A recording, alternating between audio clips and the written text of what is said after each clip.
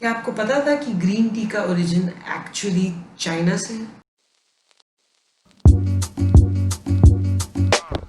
नमस्ते, welcome back to the channel everyone. मैं हूं प्राची पुरी। मैं एक हेल्थ कोच हूं, एक डाइट कोच हूं।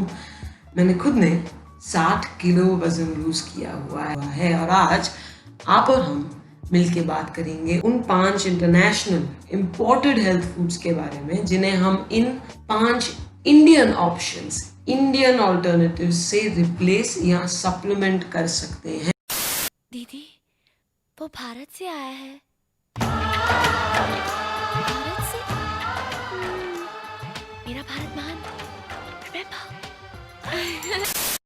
इस लिस्ट में लास्ट पॉइंट सबसे जरूरी है, सो हो सके तो देख के जाइए। सब्सक्राइब तो खैर आप कर ही देंगे। बिना टाइम वेस्ट करे शुरू करते हैं। नंबर 1 है ऑलिव ऑयल की जगह घी। हम सब ने एटलीस्ट एक बार खरीदी है वो 1000 रुपए की 1 लीटर ऑलिव ऑयल की बॉटल खरीदी है। वो बात और है कि उसमें भी हम पूड़ियाँ ही तल रहे होते हैं। क्या हम करते हैं ऐसी चीजें यार, पर क्यों? क्योंकि भाई किसी ने कह दिया ऑलिव ऑयल बड़ा हेल्दी है। देखिए, इस बात में कोई डाउट नहीं है, ऑलिव ऑयल बेशक बहुत हेल्दी है। It's a fantastic source of poly and mono unsaturated fats. आपकी हार्ट हेल्थ के लिए बहुत अच्छा है। पर हुआ ये कि ऑलिव ऑयल को अच्छा बनाने के चक्कर में हमने बुरा किसे बना दिया? घी को। जहां बाकी दुनिया वेस्टर्न कंट्रीज घी को अपनी कुकिंग में इंक्लूड कर रही है। मतलब आप मानेंगे नहीं अगर मैं आपको बताऊं कि घी के इतने हेल्थ बेनिफिट्स हैं कि लोग अपनी कॉफी में घी डालने लगे हैं। Can you imagine? और हम यहाँ घरों में घबराते घूमते हैं कि कोई कोई गलती से भी हमारी रोटी पे घी ना लगा दे। किया है, मैंने भी किया है। बावजूद इसके कि न्यूट्रिशन साइंस में there is no doubt about the fact कि ghee is one of the finest sources of healthy fats we have today, full stop.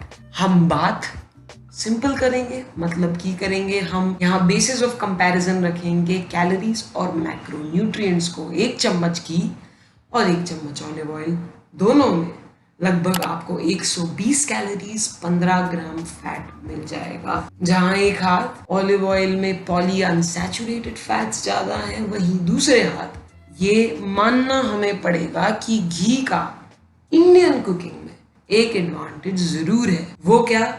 कि घी का स्मोक पॉइंट ऑलिव ऑयल से ज्यादा है। मतलब तेज आंच पर पकाने में ऑलिव ऑयल केमिकली चेंज होने लगता है ना, जो कि लॉन्ग टर्म में थोड़ा हार्मफुल हो सकता है। वहीं घी उस हाई टेम्परेचर को बहुत अच्छे से हैंडल कर लेता है बिना खराब या बिना चेंज हुए। Ghee definitely is just as nutritious, just as healthy as olive oil. ठीक है, चलते हैं पॉइंट नंबर 2 पे। ओट्स की जगह मिलेट्स। आप आज से 10-20 साल पहले तक भी अगर देसी घरों में ढूंढने निकलते, आपको मुश्किल ही किसी किचन में ओट्स का पैकेट मिल जाता। पर आपको पता है वहां मिलता क्या?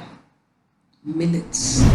ज्वार, बाजरा, रागी। आई एम श्योर नाम आपने सुने होंगे। अब देखिए, क्योंकि दोनों ही कॉम्प्लेक्स कार्बोहाइड्रेट के सोर्सेज हैं, आप ओवरऑल देख सकते हैं कि दोनों में ऐसा कोई खासा डिफरेंस नहीं है, ऐसा कोई अंतर नहीं है। ओट्स और मिलेट्स दोनों को पकाया भी सेम तरीके से जाता है। मतलब दोनों ही स्वीट और सेवरी, मतलब नमकीन और मीठी, दोनों तरीके से पकाए जा सकते हैं। मिलेट्स अगर आप देखेंगे तो एक्चुअली काफी अलग अलग टाइप्स के होते हैं और आप मानेंगे नहीं, मतलब हर टाइप एक से एक हेल्दी, इतने vitamin, mineral, micro nutrient rich होते हैं कि अगर आप इन अलग अलग टाइप्स को कंबाइन करें, मिक्स्ड मिलेट्स कहते हैं, इनकी कंबाइंड न्यूट्रिटिव स्ट्रेंथ ओट्स से बहुत ज्यादा होगी।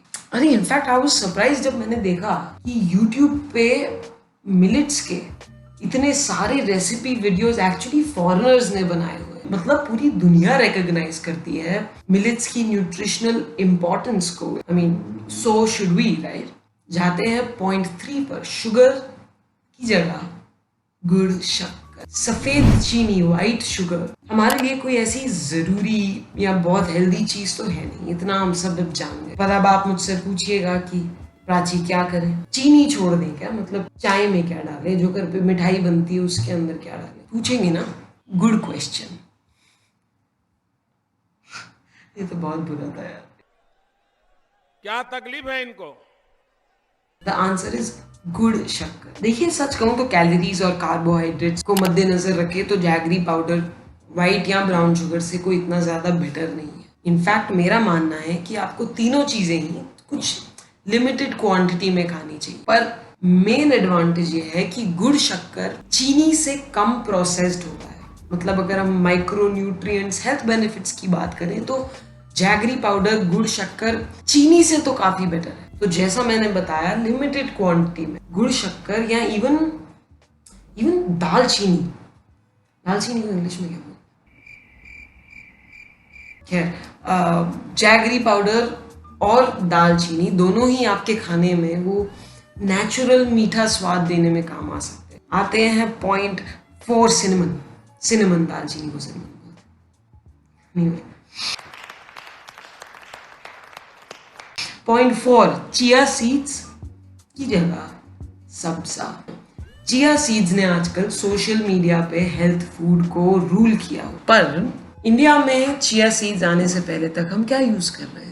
बेसिल सीड्स या सब्जा। दोनों को इस्तेमाल भी बिल्कुल सेम तरीके से किया जाता है। आप सुबह अपने ओट्स में, दलिया में, मिलेट में इन्हें मिक्स करके खा सकते हैं, नहीं तो नॉर्मल पानी में या नारियल पानी में मिक्स करके, बहुत अच्छा है। इन एनी केस एक नहीं तो दूसरा आपको अपनी डाइट में इंक्लूड तो कर ही लेना। लुक में, यूजेज में, कैलोरीज में, मैक्रोन्यूट्रिएंट्स में, दोनों में ऐसा कोई अंतर नहीं है। आप चाहे तो आज से चिया सीड्स की जगह सब्जा सीड्स खाना शुरू कर सकते हैं, नो प्रॉब्लम। आते हैं .5 पे, कीनुआ की जगह राजगिरा। ये एक तरह से कहा जा सकता है कि कीनुआ आज हेल्थ फूड मार्केट के टॉप पे है, और मानना पड़ेगा क्योंकि कीनुआ कॉम्प्लेक्स कार्बोहाइड्रेट्स का बहुत हेल्दी सोर्स है। इनफैक्ट ये उन गिने चुने वेजिटेरियन फूड्स में आता है जो प्रोटीन के कंप्लीट सोर्स है। ठीक है, ज्यादातर वेजिटेरियन फूड्स में कंप्लीट प्रोटीन होता नहीं है, पर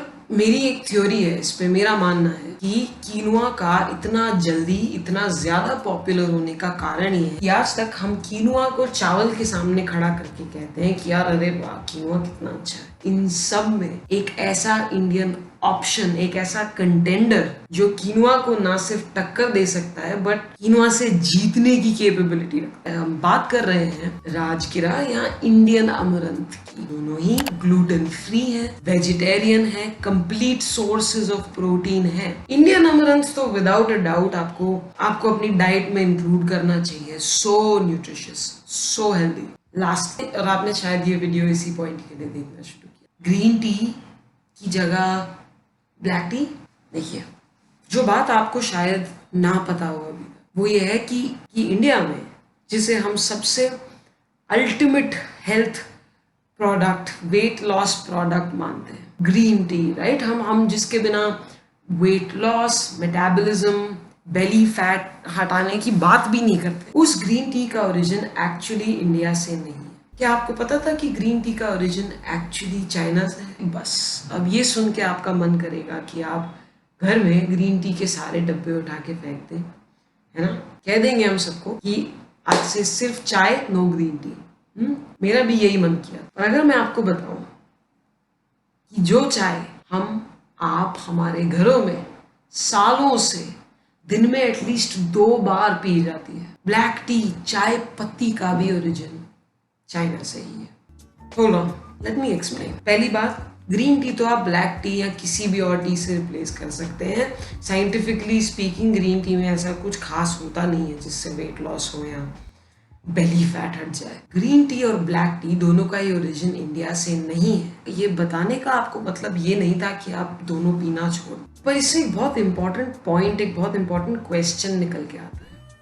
आई एम श्योर आप अभी अपने मन में सोच रहे होंगे कि प्राची, क्या हमें एक्चुअली ये जो इम्पोर्टेड इंटरनेशनल हेल्थ फूड्स हैं ये छोड़ देने चाहिए, इन्हें खाना खरीदना बंद कर देना चाहिए? ऑनेस्टली स्पीकिंग मेरा आंसर शायद ना होगा। हमें समझना पड़ेगा कि हर एक खाने की चीज की अपनी एक यूनिक न्यूट्रिएंट प्रोफाइल होती है।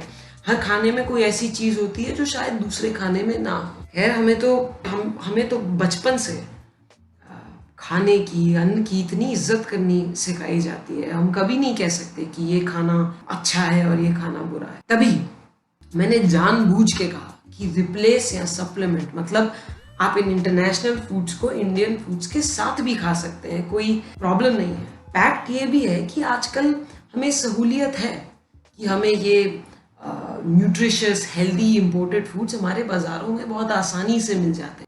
और अगर आपके लिए मुनासिब है, अगर आपकी हेल्थ सेहत इनसे बेटर होती है, मेरे हिसाब से इन्हें खाने में भी कोई हर्ज नहीं है।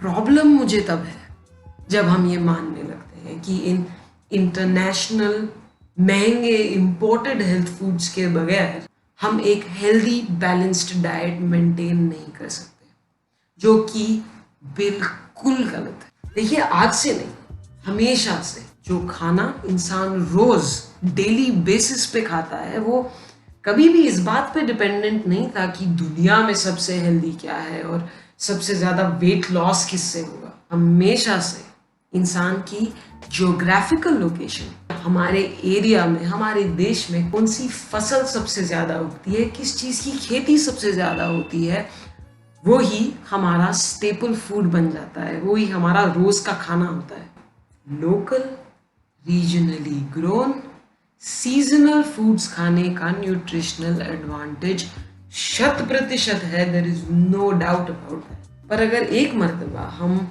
इसके न्यूट्रिशनल एडवांटेज को भी परे कर दें, इकोनॉमिकली आप जहाँ रहते हैं वहाँ पर उगी हुई फसल ज्यादा खाने, ज्यादा खरीदने से जो वहाँ के किसान है, वहाँ का खेती बाड़ी का व्यापार है, उसे जो मुनाफा, जो फायदा होता है, उसका आज की डेट में हमें ध्यान रखना बहुत जरूरी है। उसे हम नकार नहीं सकते। थोड़ा लंबा हो गया, पर ये कहना जरूरी था, ठीक है।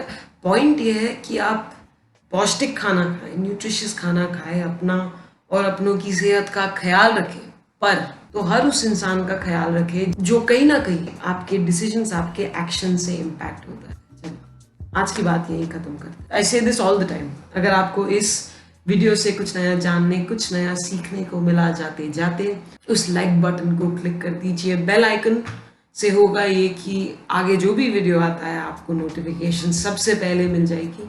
मेरे साथ, मेरे बारे में, मेरी फिटनेस जर्नी, मेरी लाइफ के बारे में और जानने के लिए आप चाहें तो हमें इंस्टाग्राम पे फॉलो कर सकते हैं। अब मुलाकात होगी अगली बार। सी यू लेटर।